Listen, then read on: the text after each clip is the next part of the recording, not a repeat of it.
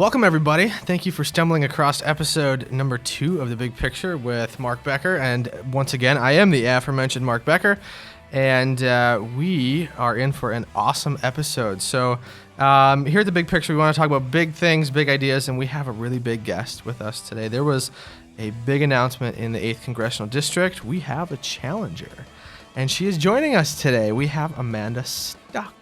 Thank you. I'm glad to be here. I'm super glad that you're here. So tell us about yourself. Oh, geez, where to begin? So I was born and raised in Appleton, so I've lived in the district my entire life. I'm raising a family here with my husband, who's a sheet metal journeyman. We have 4 kids. I'm a graduate of UW-Oshkosh. My bachelor's and master's degree there, so go Titans. Go Titans. Yeah.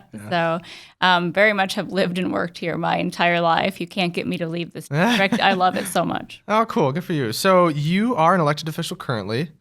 Talk about that a little bit. Since 14? Yep. So I was first elected in 2014 to the state assembly. So I represent Appleton and Menasha in the state assembly. How's it going down in Madison? Ooh. It's been interesting. You know, I've been in the minority my entire time in the legislature. So it's certainly, I think, a different perspective than being in either a mixed government or having the majority. It certainly has been a learning experience to see what it's really like to be in the minority and to see the politics just playing out from a position in the minority. It's nice that, Governor Evers is, at least there's a check, to what's going on. So that's good. So you are running for Holy Cow Congress. Yes. What the heck? Yes. Honestly, I still can't believe I'm really doing this, and I made the announcement, especially since 16 years ago, I was sitting in a hospital room with my newborn son at 19, not sure where we were going to go. And so to think back on that day and to think I'm at a point now where I'm running for Congress just still floors me, and I still have to pinch myself sometimes and think, is this really happening? Am I really doing this? But I'm really excited to be doing it. I really think my life's journey and my life experience has led me here to this day to really make this announcement. And I'm really excited about the things we're going to get to talk about on the campaign trail and the issues that we get to talk about and raise awareness of that families like mine are facing every day. We'll talk about that. I know that's a huge reason why you're running is you have such an amazing story, and that kind of has brought you full circle from, I don't want to give it away, but what with Congressman Kagan, we talk about all that stuff. It's really great. Yeah. So basically my story is this. Like I said, 16 years ago, I was a single mom. I was 19. I was a freshman at UW-Oshkosh when I had my son. When I held my son that day he was born, I was still living in the dorms, wasn't sure where we were going to go. Obviously, couldn't bring a baby back to the dorms. And at that time, my family was not in a position to help me. So I didn't know where we were going to end up that day, but I knew that I was going to give my son a good life. And so I spent every day since that moment working my butt off to get us to where we are today. I worked 2 jobs to get myself through school. I often tell the stories about working 2 jobs, taking care of my son, and sitting down at the computer to do my homework at night, just utterly exhausted and would just break down in tears. I was so exhausted from working so hard. But that experience really taught me about what families face, of what it's really like to try and get ahead and build the American dream here. It is so incredibly hard. And every time you make 1 step forward, it feels like 2 steps back. So eventually I did marry my husband, who's a sheet metal journeyman. So we're very much working class family. We know what it's like to have my husband out there working, whether it's 100 degrees or 20 below out there. And again, just seeing what it's like when the economy goes south and you're worried about the next layoff and how are you going to pay your bills if that happens. And we very much are like the families here in the district every single day. My husband works the manufacturing jobs like they do. I also have my teaching license, so I substitute teach. I also have my CDL, so I drive the school bus part-time. So again, we have experience in all these different roles in the community that really make us understand what families are going through here and why it's so important to have a representative who knows what they're going through and not somebody who thinks they're above them, not somebody who doesn't understand what they're going through every day, but somebody who really knows their stories and understands what they're going through. Mm-hmm. I had respect to your husband. My dad is, he'll be retiring soon, but he's a mailman. So, you talk about the heat and the cold. I mean, I get that. So I was a rural mail carrier for a while. Yes, too. I knew that. Yeah, I was going to say that. So thank you for bringing that up. Yeah, hashtag respect. Yep. That's cool. So why this time? Why what was it? Yeah. So it's interesting. I've actually, people have approached me in the past since I've been elected in the assembly to say, would you ever consider running for a higher office or something else? And to be honest, for the most part, I always thought, I can't believe I'm in the assembly. Like, I never thought I'd make it here, much less ever think about anything else. And raising a family, I always kind of thought, well, I'm focused on my family. I don't know that that's something I could commit to at the other times when I was approached. But this time around, it was different for me. When I received a letter from a gentleman who had written to myself and Mike Gallagher. I'm his state representative. Mike Gallagher is his congressman. And he had also written to Tom Nelson, who is the county executive in the county he lives in. He had the seat last time, yes? Was that the seat that you are currently in? Is Nelson? Tom? No, Penny Bernard Shaber. Oh, yes. Okay, yes. I'm sorry. Keep going. Yep. So he'd written the letter to all three of us as his elected officials. And the letter was about how his wife had just survived breast cancer. And now they were trying to find insurance. And they were having a really hard time finding anything affordable. They were looking on the exchanges. They were doing everything they could to try and find something affordable, and it was nearly impossible. And he was watching what was happening with the Affordable Care Act and the lawsuit that's pending right now. And he was saying that they're terrified. If those protections for people with pre-existing conditions go away, they know it will be nearly impossible to find affordable health care. And they're a few years from Medicare, so they really are worried that they won't have options if that goes away for a while. And he said that when I called him, he said, I've heard from you and I've heard from Tom Nelson. You're the only two that called me back. Mike Gallagher never responded to that letter. And I thought, this is not okay. When somebody shares a story like that and talks about what they're going through based on the actions that you as a representative are taking and have power over, to not respond is just unacceptable. And that was really one of the driving forces for me that made me decide that it's time to step up and try and give people like that a voice and really try and change what's happening in Washington and the kind of representation we have here in Wisconsin and the ACD. So if we piggyback on the healthcare thing, what do we do about that? I mean, it's a loaded question, I know, but there's a lot of assaults on people's healthcare, whether it's women or what the heck? What do we do? Yeah, healthcare is huge. It's a huge issue. And since I've announced, it's one of the things I've heard about most. People have stopped me to thank me for running simply because of the healthcare stories. And people are desperate to share their healthcare stories. I was just at Schneider doing a tour of Schneider and learning a little bit more about their business and the issues from a state legislator perspective. And I thought for sure we'd hear about transportation and workforce shortage and all of those issues, which I did. But one of the things I was surprised about is that one of the employees there stopped me and said, I heard your announcement, and what I want to talk about is healthcare. And he went on sharing his story about his daughter who has eczema so bad it burns holes into her skin, and about how the medicine you take for that, your body becomes resistant after a while. So they're at the point where she has to do these injections that cost $36,000 a year, and they're looking at $600 copays each month. And so it just, whether or not, I know people have asked me, what are your issues? What are your priorities? The truth is, it doesn't matter, even from a personal perspective, what the people are telling you over and over again when you're out there is that it's healthcare, and that's what they care about. And there's no shortage of issues. It's the price of medicine. It's the cost of health insurance. It's the cost of healthcare itself. There's so many issues, and it's so huge. And that's why we haven't found a solution. I think back to when I worked for Congressman Kagan. It was 2006. I can't believe that was, 16 years ago now already? And we're still talking about healthcare. Yeah. Because it is complex, it is hard. And I will never say I will only choose one solution or one path to fix it. I'm open to working with anybody on any idea they have on how to do it. I think if we get stuck in this is the only way to fix it and we're only going to do it this way, it isn't a reality. I mean, look, when I go into Congress, it's going to be a mixed bag. I'll have to work with Republicans and Democrats. I can't just pick the one path. It'll really be about looking at all these issues and tackling them all in a way that we can get the most support for, get something passed to really start taking action on. Yeah, I I remember that there was a time that I shared.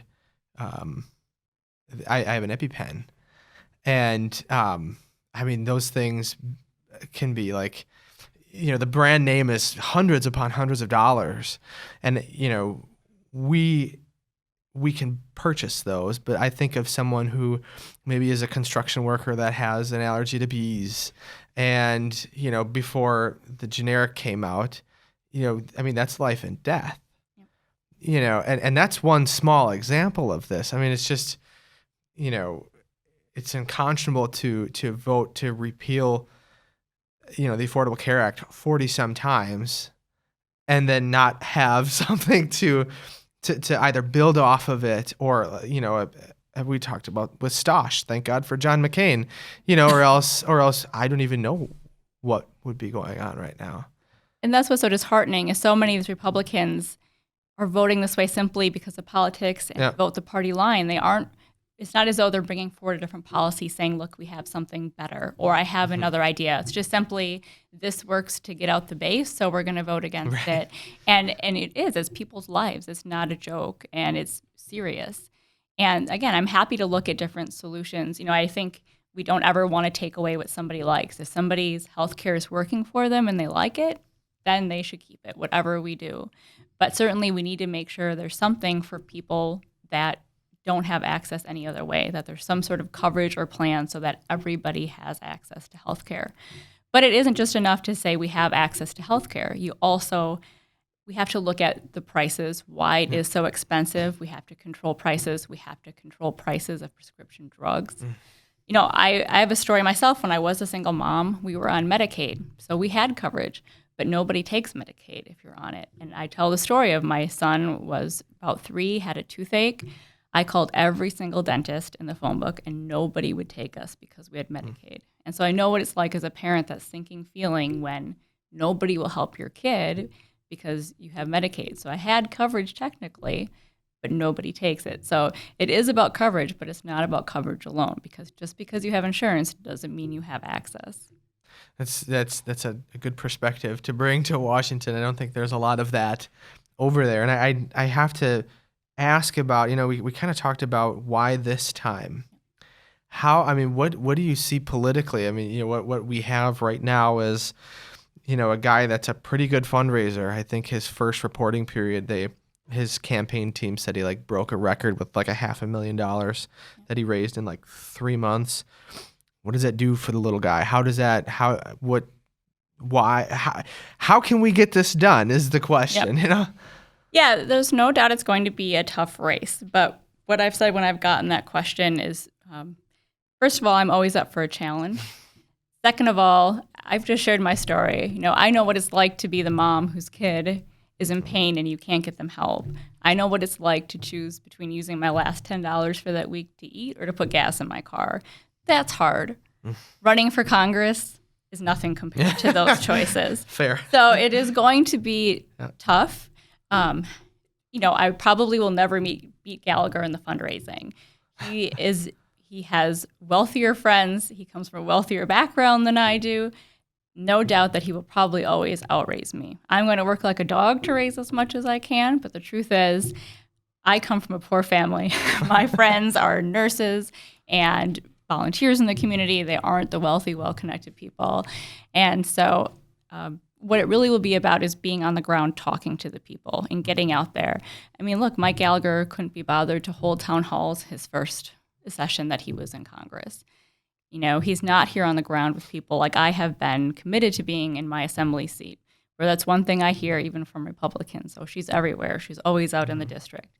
So that's where this campaign will really be. It'll be on the ground with the people, listening to them, letting them know that somebody's hearing their stories like I've been sharing already, and really talking about what we can do to address their issues. And I think that's really how we win. It's just really getting out there, being honest, not trying to play the fake political game, really just trying to listen to people, get out there, share my story about why I know what they're going through. And I think that is really how we turn this district around. Yeah, okay.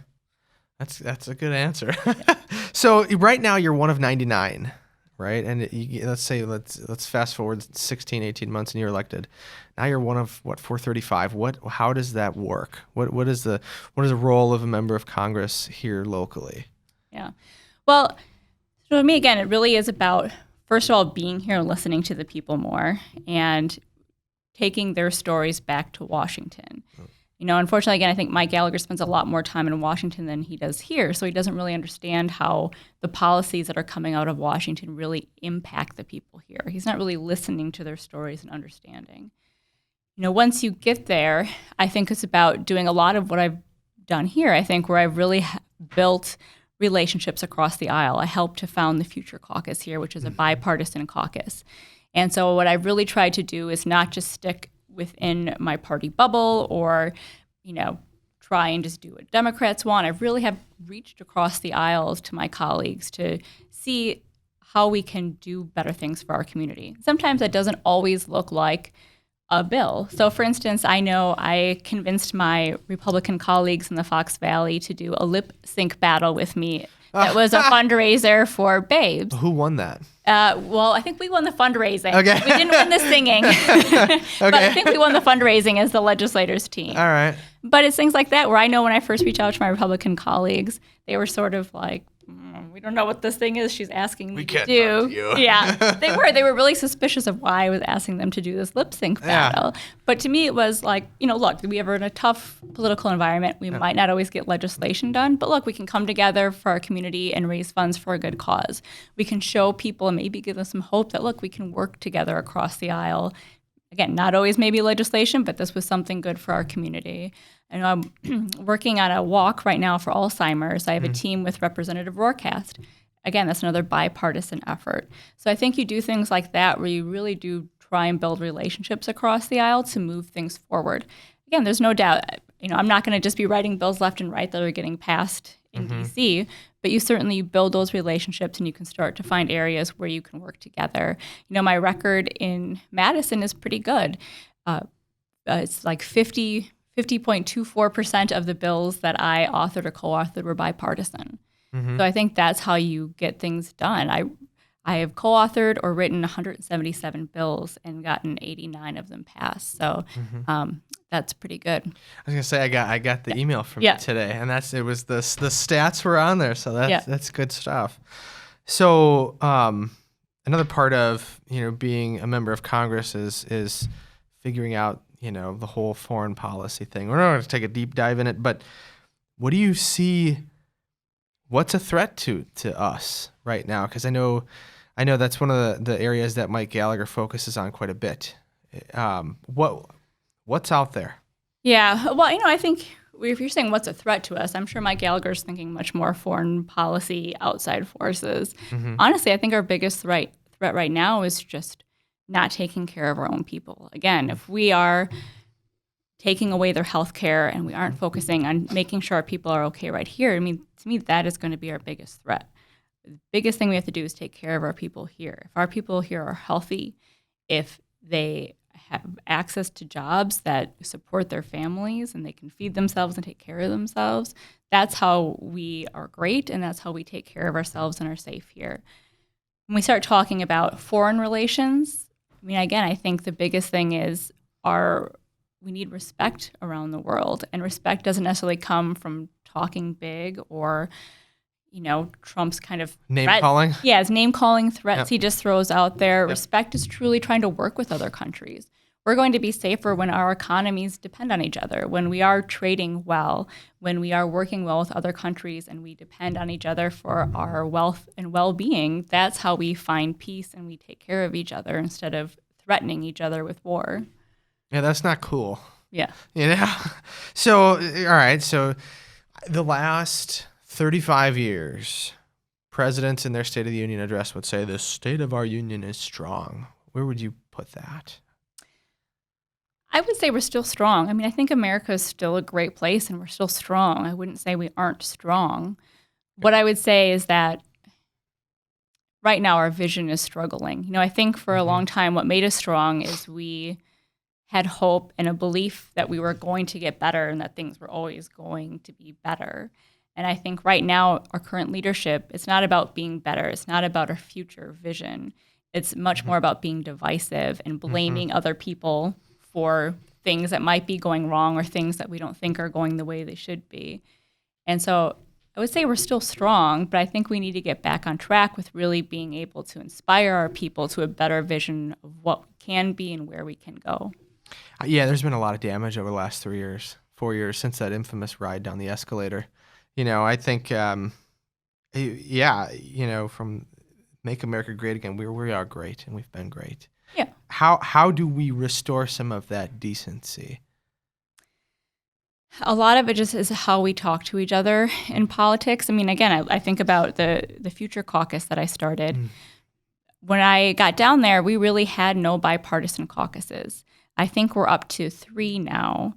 And so the fact is we never even really sat down and talked to each other. Everything is very much Democrats over here, Republicans over here. Never the two shall meet and truly talk.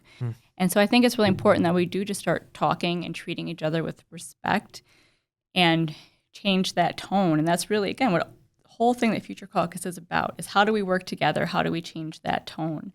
And if we can do that, we can see something better and we can be more respectful. And voters need to demand it too with their vote. I mean, that's ultimately how we really say what we want with our vote. So if we want legislators who are acting better and talking better, we need to use our vote to get people in that do that.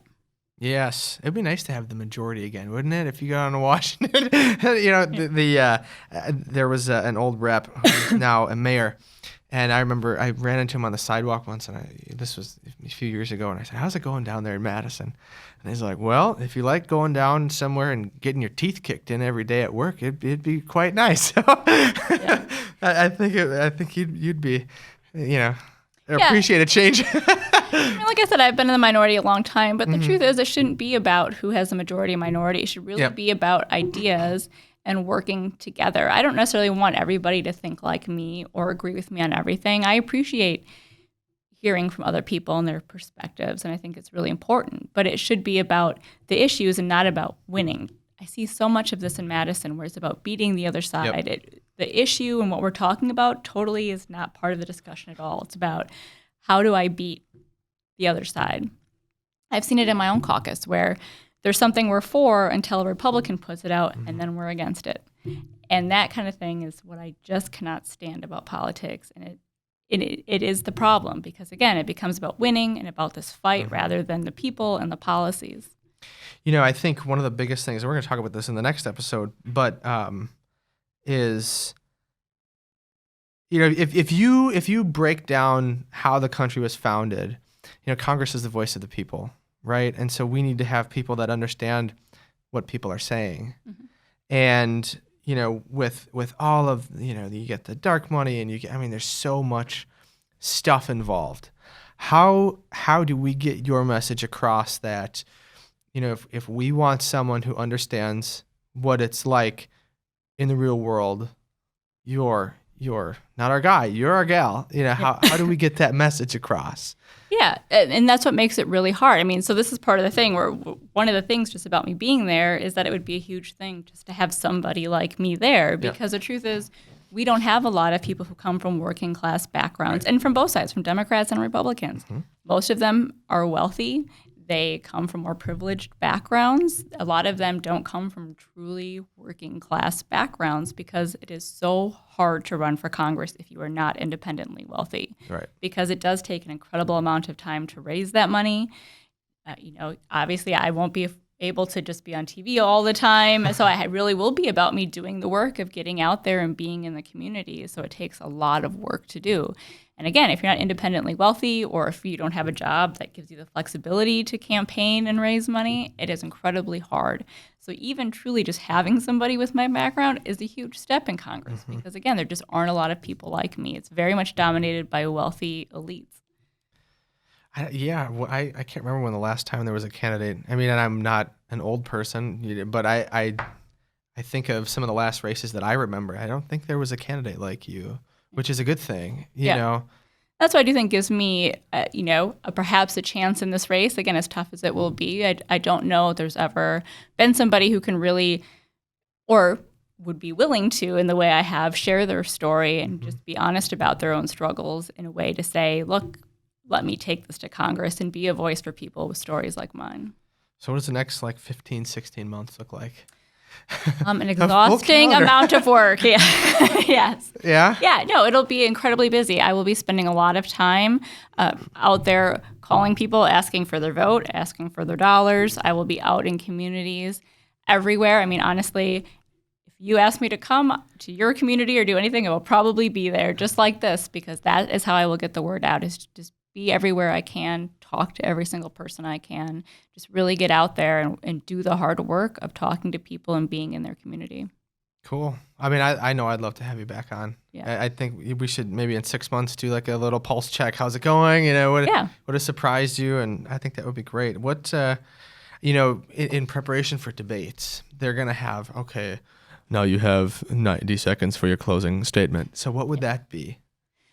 First blush. Good, yeah. Right? This is yeah. Let's see, 90 seconds. Well, not 90 seconds. Yeah. I mean, it doesn't have to be. I'm trying to think. No, you put me on the spot. I have to work on this. No, I think it would really just be, look, I am raising my family here with all of you. I was born in this district. I graduated from school in this district. I worked in this district my whole life. I know what the people here are going through. I know what they're facing every day. I know what keeps them up at night as they're worried about how to pay for their medical bills.